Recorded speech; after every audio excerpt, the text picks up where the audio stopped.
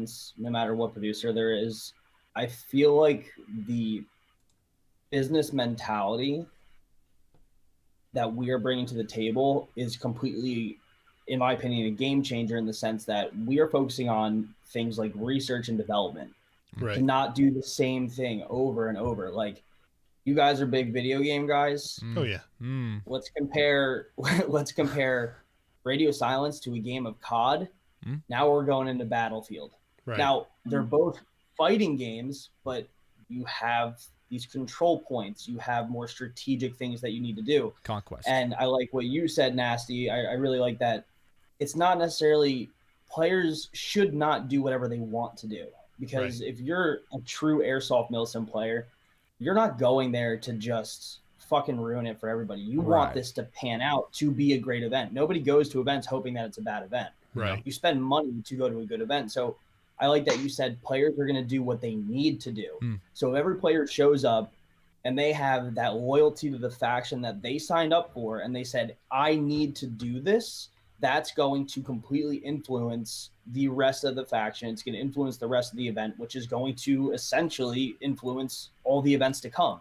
So we don't know the outcome of this game. It's completely relying on the players and their actions. We're giving them free reign. There's certain things that our staff are going to probably have to shoot down because tactically it probably wouldn't make sense. And you're going to see a lot more of that at this kind of event. Like, this is a very technologically advanced game of Risk. You gotta make those alliances, like Doc said. You have to win over the hearts of factions, because at the end of the day, CFI wants to break me out. They cannot do it alone. They can't.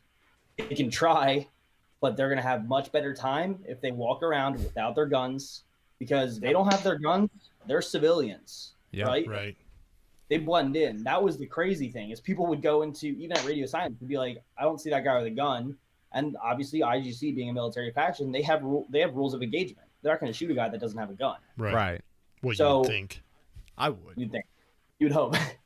But as a CFI player, this is going to be a really cool event for CFI. When IGC is trying to maintain law and order and maintain their security over me and run their garrison, CFI has a lot of wiggle room to put their guns down and just go for a stroll. Just walk straight through the main town where the main stronghold is, to just be able to talk with people and do these things. It's not fighting, but like, that one conversation that you have with the right person over at Crypto Kings may be more beneficial than you wiping out 20 guys with a saw in the middle of the playing field. And that's what we want to do. Like, we want to build that tension. Like, I want to fully encourage the CFI players, like, guys, like, yes, we all want to pew pew, but like, taking the time and like stowing your weapons, like the idea that we're trying to get to happen, I'm not going to spoil this, but for actual sign-in is like, is about as video gamey as I can try and make it. And we're trying to really make put the players, starting them off on the right foot. Like Ian said, if you look at the factions, right, we're trying to like differentiate them and give them like their perks, as it were. The CFI perk is, like Ian said, you drop your weapon, you drop your PC, you're a civilian. You can blend in. We don't know. And that's going to be very clear to the IGC that there are rules of engagement. You can't just go icing people without weapons or that aren't threats because they're CFI members. And I think that for the IGC, that creates a very interesting dynamic. For the CFI, that adds like so much. Like, you could potentially walk right up to the walls of the prison. Like, obviously there's going to be a spot that we're not going to let you go past, but you could go and start thinking outside the box. I mean, people work at prisons. Maybe we're going to be hiring. Maybe we need chefs. Maybe we need to get deliveries. Like, there's like, we want people to go about this and take a different approach and be more strategic and see if they can do things in a way that doesn't require like just blowing stuff up. Like, we really want, like try and think of a creative way to get rabbit out. And I think that would be rewarding to players. But at the end of the day, I have a really strong feeling it's going to end up in a massive firefight that blows everything up. But personally, I'd like to see it as like a planned, not even attack, a planned heist. These guys got there. Like we said, the last event we told you guys, the minute you step out of your car, you're immersed. fuck what I said before and multiply it by 1,000. When you step out of your vehicle and you are a CFI member, you should be so immersed in this, and you are like, I'm fighting for my fearless leader, and I don't care what I have to do. I don't care if I have to pretend. I was a little scared, nice. so not fearless, but it's you. I want these people. We all want these people to like just forget about your regular life for 30 hours and just be this character that you will never be able to be anywhere else ever. Like, you go in there, you're CFI especially, and I'm rooting for them because I do not want to sit in a Connex for 30 hours. But those players have the ability. Those players have the ability to really do some pretty crazy, awesome stuff. Oh yeah. And what I think is cool, these people get to use their brains. Like, this is not just trigger time anymore. This is like, how can you strategically accomplish your mission by using all the elements and factors around you? And the one brain cell you may have. Well, see, because I think, I don't know. It's going to be. Think about it. You're a chef. You infiltrate. You start getting information. Right, but you see what I'm saying is like. You stab somebody. What I'm seeing, like, right. But what my saying is like, what I'm trying to say is like, have you ever been to a game where you can take off your plate carrier and just go fuck some shit up?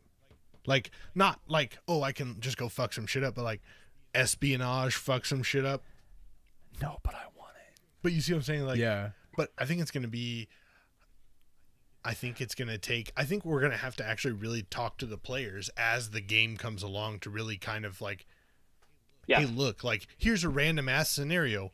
Maybe you're in the CFI. Maybe you're like, you know what? I think I'm going to take off my plate carrier and I'm going to go walk up there. Maybe what you're doing is you're acting like you don't know what the fuck you're doing. You're just kind of shuffling around and you plant some explosives near the door. And actually you're walking around just setting up for an attack that's going to be coming along. And nobody really knows what you're doing. And IGC isn't noticing because they just think you're some dumb fuck civilian. You know what I mean? Like, but I don't think players have ever had that opportunity to do that type of thing before. Like some real, like, semi, like shit. What is it like? That's some gangster like shit. FBI, like fucking homie, NSA shit. You know walking what I mean? down backpack and you set that bitch down. You walk away and all of a sudden the whole side of the building comes down. Yeah, right. Like that type of thing. But the only thing is like, so many people are going to be so geared into what the norm is, they will be afraid to step outside of the box and do things like that. That's actually something we've thought about and talked about a lot. Because honestly, like, there are things that like again, it's unpredictable. Even when you have a structured event. And first off, I want to throw, Milsim West. They do insurgency events. They do them. We've been to them. Right. And that gets players pretty close, right? Like, they have a civilian faction, whatever, and they're out there doing backwoods boogaloo crap. Right. We're trying to do an even more immersive take on. Like, this is insurgency, right? This is full on spy, like you guys said, espionage.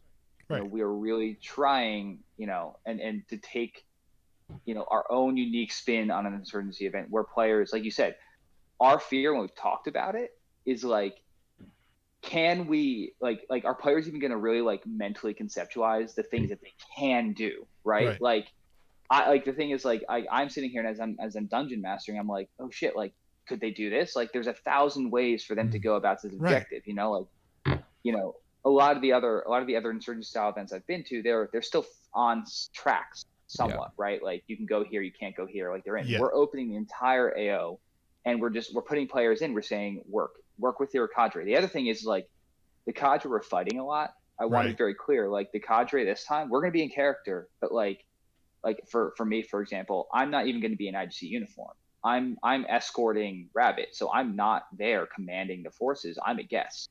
So you're going to see a player like Cutthroat or someone similar. They're actually going to be the commander. They're going to be in charge of the garrison, and they're going to be running operations. And I'll be in the talk, obviously, like, working with them and guiding them. But the whole idea is that, that's going to be the part of the staff's job at this event, is to encourage players to say, like, think outside the box. Like, you don't have to just go smash things. Like, drop your plate carrier, walk around. Like, the other interesting thing is that I want everyone to take into account is, like, the CFI, you guys are civilians, so they're not going to all be in one location. When people see the map, they're going to have the different cells are going to be living in different areas of the map. So hide your shit. You can have a safe house. You can have storage. Like, you're going to be populating this living, breathing town for 30 hours in the course of this scenario. This is... My one brain cell is like this is great.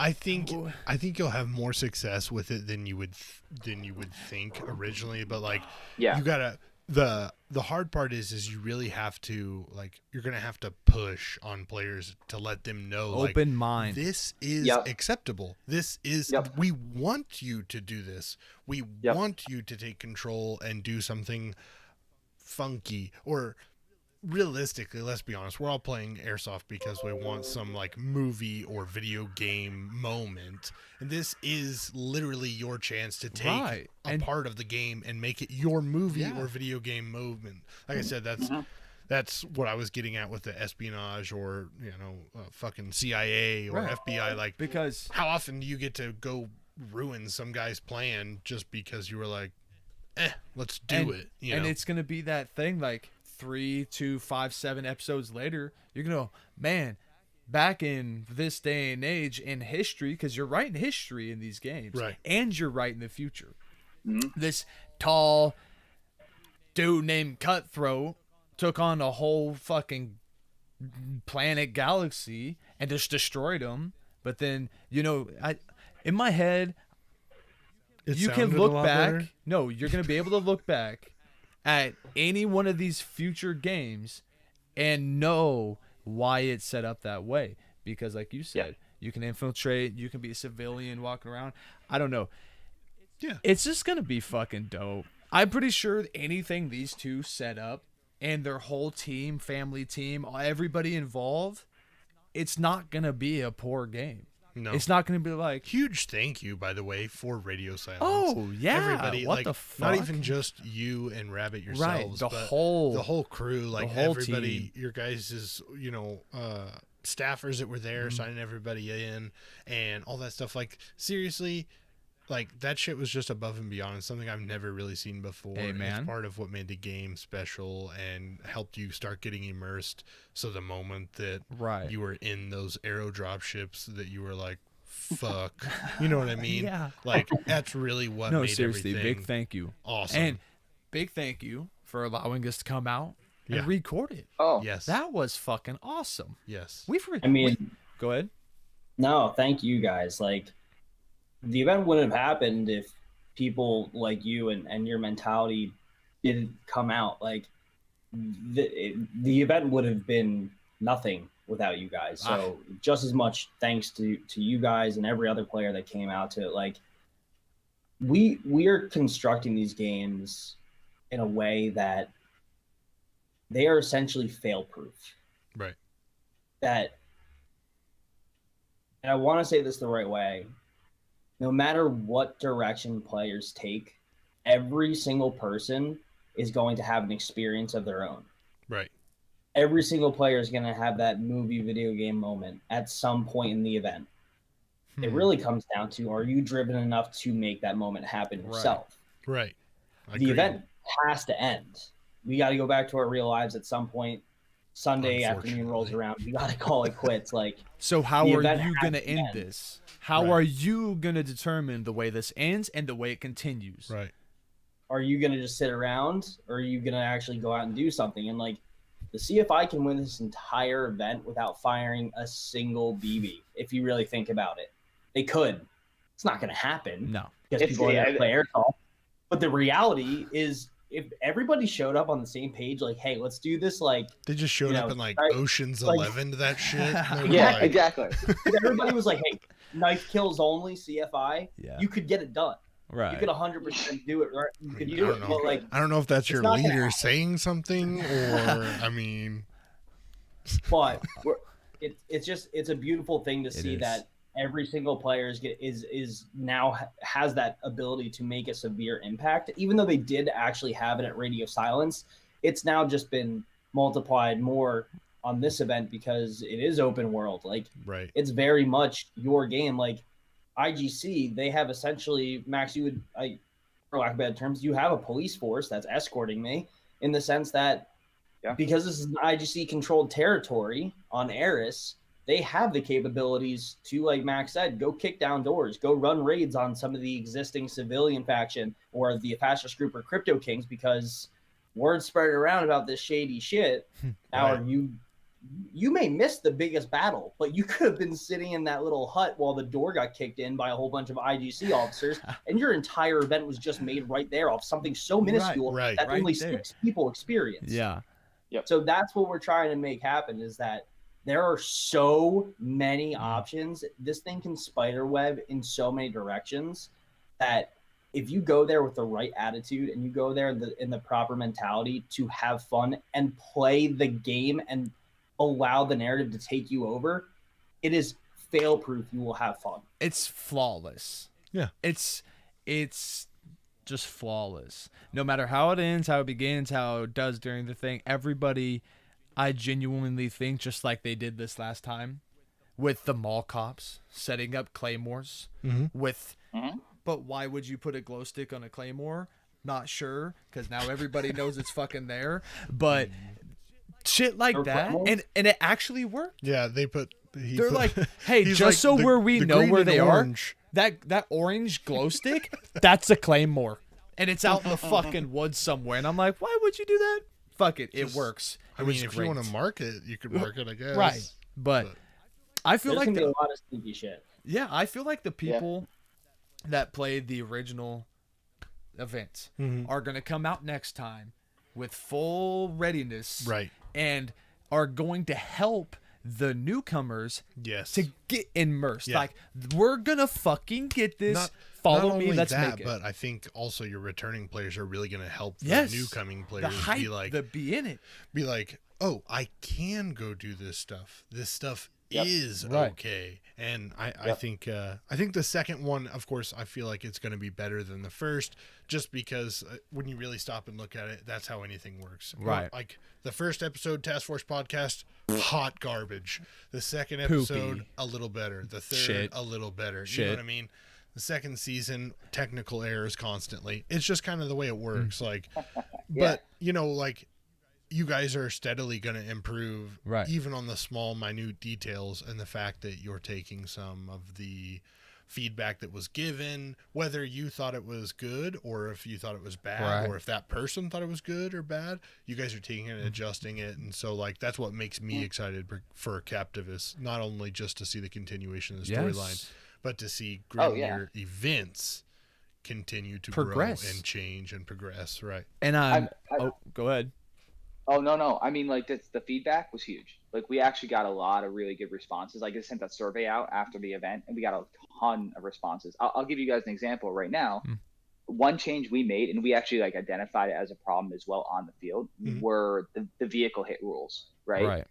The broad strokes are going to be the same, but something that was very apparent, because, like, if you think about the vehicles, are something that are very unique to the IGC, and it was meant to be very scary. Now, I still think players were shitting their pants, but I will also say I've never seen the amount of pyro that at any other event that I did at Radio Silence. The number of grenades that were being thrown was absolutely ludicrous. So props to all the players. But like when we were rolling up on Megra, the town, like it was literally just like waves of grenades coming over these buildings. And you I saw was it in the video. I was like, holy shit, dude, that is the most grenades I've ever seen. Hats have to be close to running out. Nope. Like hours of just grenades. Dude. But like the main change we're making is grenades can no longer destroy vehicles, right? You can disable it, but you're not going to be able to destroy it, right? You can't kill a vehicle with a grenade. But if one goes through an open window? Yeah, if they go in, sure. Game, fair game.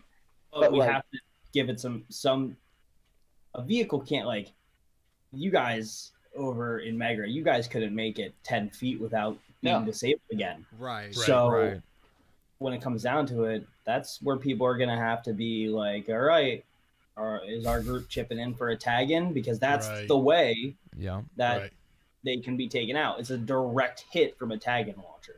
So we're talking vehicles are taken out direct hit from tag-ins. They can be disabled with a grenade. So if you're trying to make an escape, you're like, oh fuck, here comes a technical. You can disable it for a short time. Yep. Which actually kind of gives you a little bit of a a go-to, because you could actually disable the vehicle, approach the vehicle, and make them get out of the vehicle. That way they couldn't technically be using it at that point. In the driver's seat. So, fuck you guys. But, I mean... Yeah, that opens a whole new world. That does open up things. Could you take over the vehicle as your own for a short period of time? For legal matters, probably not. For legal matters, probably not, because they're usually players' vehicles. But like, the thing is, fair, that's fair. What we're trying to do is like these player roles, these classes, like if you can just chuck a grenade at everything, it doesn't really give an anti-tank role any value. Now, like if you have people who have tag-ins, they're very important. Now you have to be more strategic, right? But again, like we're gonna see how the grenades thing works. So I have a feeling we might then just say tag-ins only on vehicles, right? To really push that. We'll see how it goes. We're still talking about it. Right now, that's how the rule stands. But again, that's a piece of feedback we got because players, I was frustrated. Players are frustrated because like these big scary vehicles aren't really that big and scary, right? It's not as much of a game changer. So again, you see it a lot in video games too. Like you send the initial version out and then like one weapon is totally OP. Like that stupid ass shotgun in Modern Warfare in 2019 or whatever the fuck it was. The 1887s. Yeah, exactly. So that thing's like OP. But now you have to rebalance, right? Because you have these ideas and you go out and that's so like my background's in software. So like we're always like, okay, let's ship, let's iterate. Okay, this worked, this didn't work. Let's tweak, ship it. Everything's shipped. No testing, just ship. It's all about nerfing and buffing, boys. Yep, nerfing and buffing. So yeah, that's kind of the approach. I mean, that's really what we're trying to build here. We're trying to build the first ever actual live action video game. Like that's what the vision is. Like at the end of the day, guys, and like 10 years down the road, I don't want to open, an airsoft park.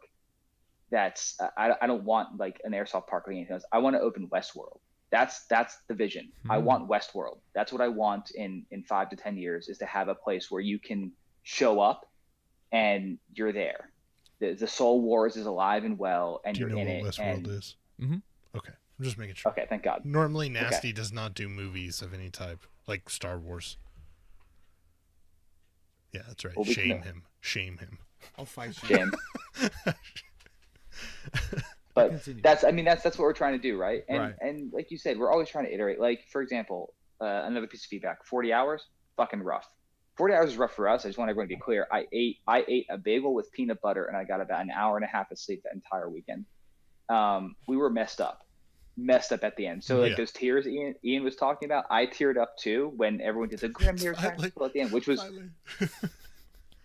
bonkers.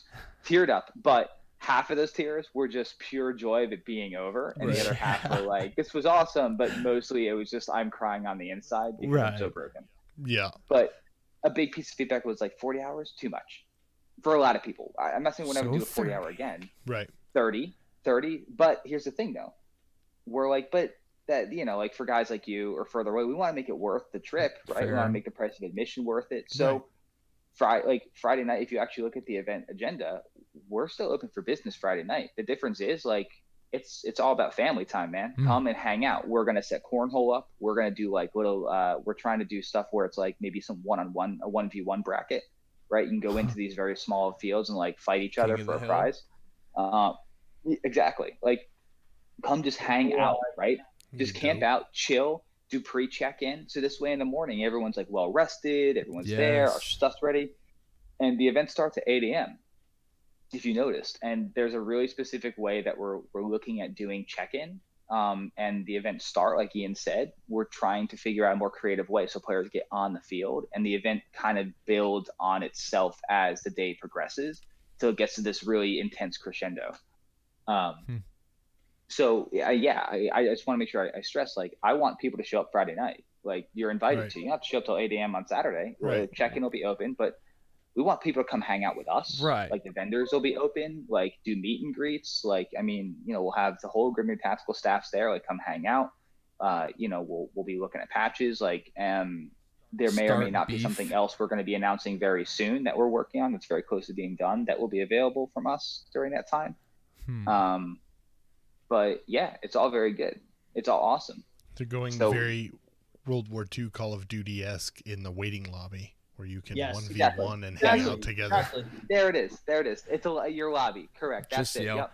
bitch. 1v1 me, cuz. You know? Exactly. And then we're just in it to... Dude, I'm down. Wait, hold on. This brings up a whole new... Like, okay, so this has to happen now. Friday night, 1v1, Doc, Rabbit. Oh. Like, you see this? Like, this is 1v1 Friday night main event. This is it. Quick scope, no scopes allowed. Bolt actions only, and 360 no scopes. Shoddy snipes. throwing knives and shotguns. There you go. How We about should have our own. We should have our own gun game. Yeah, There's like progression. That would There's be different cool. levels of guns. I would think it would be sick to have 3 gun competitions. You know, pistol, rifle, shotgun, like they do in IRL. I think that'd be sick. Set up a little course accuracy, like that. accuracy games. Like Yep. we have a lot of stuff that we're gonna have for that Friday. I mean, it's gonna be fun. Like we're encouraging people to come out. It's a good time because we're not gonna be in character because like Right. you guys got to see. You guys got best of both worlds because you got to Yep. experience a lot of time with IGC, but you also got to Right. experience some time with us. Like Right. I didn't break character. I was who I was. I was playing my role. Doc was playing his role. So that's a really good time for people to just come like meet us, come hang out with us. Yeah. Like we want to know the people that we're catering to. We want to be friends. Like we want to be that family mentality. So that's Right. what we're really excited for Friday Right. night actually. Yeah.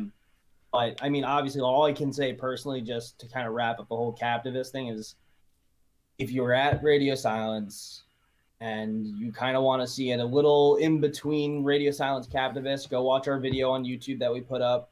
It's a nice little conversation that I get to have with some visitors. Great, and it by the kind of way. just paints. Very good video Thank you. editing.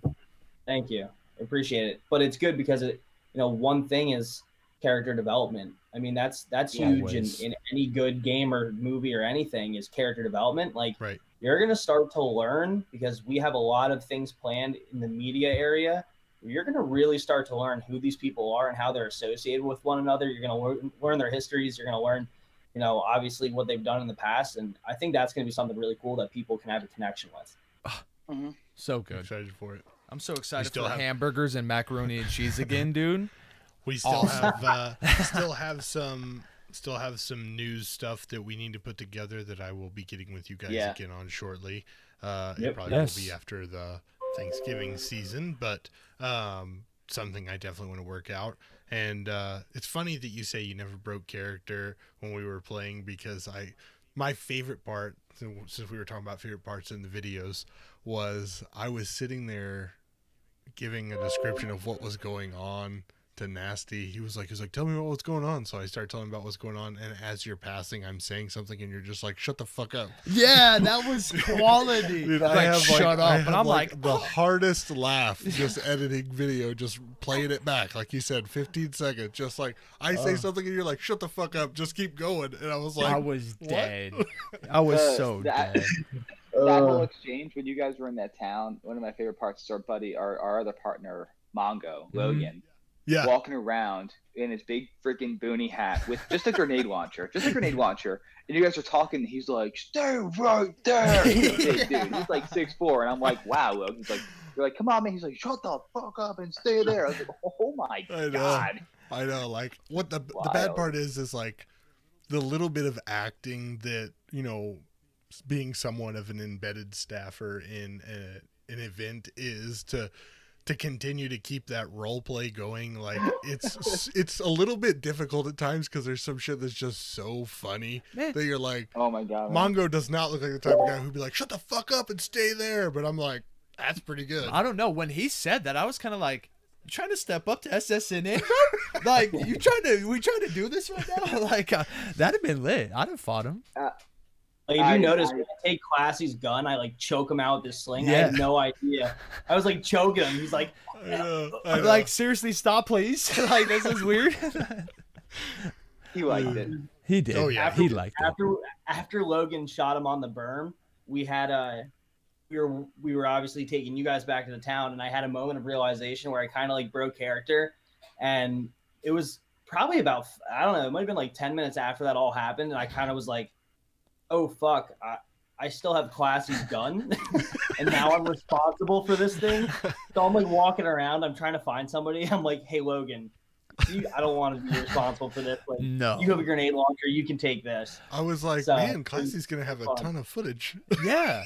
No shit. My thing is why did you guys have to pick that little berm to stand on with that whole interaction? Because I couldn't stand on that motherfucker to save my life. I couldn't get good footage. I kept slipping and falling, but whatever.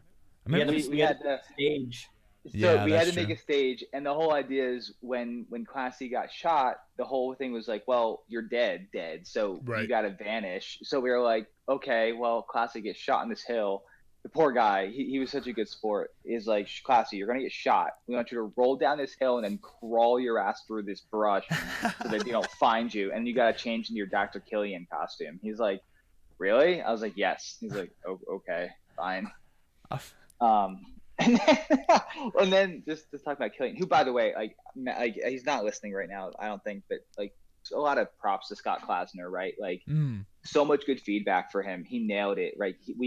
Beforehand we wanted to sell that an IGC character actually dies like right there, and he embedded with the mall cops, and they loved him, and then they were like really pissed when he got shot. And they're like, wait, is he dead? He's like, yo, no, he's dead. Fuck you guys. Like, what? Yeah. And then like just such a good sport, because like he was a pawn piece we had to play, and just he had no idea what was going on. Like, and we had to be so fluid with him. So like when like he was supposed to be found in a certain hut in a certain way, and it just was not progressing that way. So I called him and I was like, Scott, are you ready to go? He's like, yeah. He's like, okay, here's what you're going to do. I want you to go to the science office and just meander through the open field till someone sees you. He was like, what? I was like, you're just going to walk. And it worked out exactly how he wanted it to, because then someone was like, who the hell is that guy walking around? And the IGC ran over and they were like, oh crap, we found the doctor. And it was just, so he was a good sport. Yes. I'm over here like, bro, what are you doing? You know, I'm like, what are you doing out there, dude? But we kind of knew, but didn't know. Right. But he was just like, well, like he did a really good job, because the whole time he was playing on IGC, this motherfucker, like no matter when you saw him, he had his face covered always covered the whole time. Right. So then it's like when he didn't have his face covered, you were kind of like, who are you? Who that dude? Who that guy? Yep. And so then finally you realize like who he is, and you're like, oh, okay, he died, he's Dr. Killian, I see now. I see what's going on. So I will say we have a really, really fun surprise for Captivus that also dives into why Classy looks like Dr. Killian. I'm going to leave it at that. Does he have a taller brother who's a twin or something? Nope. There's a real fun game mechanic we're putting in there for the IGC, and I can't wait for people to hear about it. I'm in. But I think probably like maybe January, February, we're gonna roll that out. So Anyway. Yeah. No, man, I like I said, I got to get with you on some stuff as my little one totally just dips through here. Totally cool. Shoot him. Do it. Just probably will. No, thank you guys for joining us on the show. Sorry I was a little bit late. Sorry for the awful intro. Yeah. Nasty cancer intro. Sorry. And you wouldn't want it any other way. Right. And sorry to everybody who is watching us stream live and then got dipped off halfway through because it crashed. But thank you guys for joining us again and coming on the show and being willing to talk with us. I love having you guys on. You guys are cool awesome to talk to. So, you guys are awesome. We're all right. I'm cooler. He sucks. Not wrong. No one's arguing.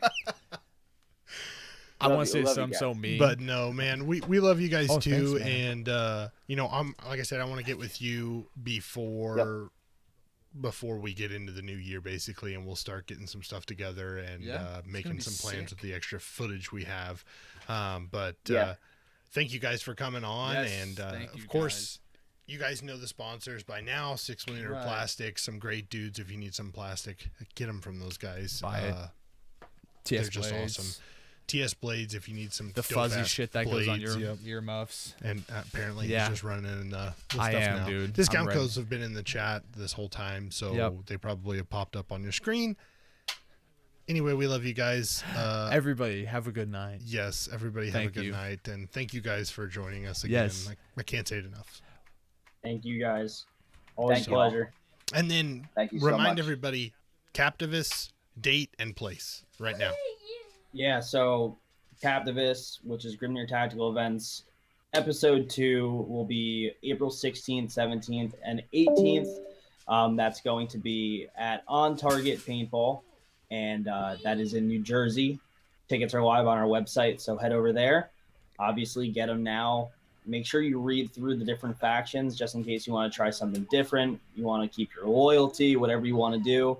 But definitely check it out. Really excited for it. It's going to be a great time. For sure. We hopefully we'll get to see you guys there. Oh, yeah. We'll see you guys later. Thanks, guys. Yeah. See you, man.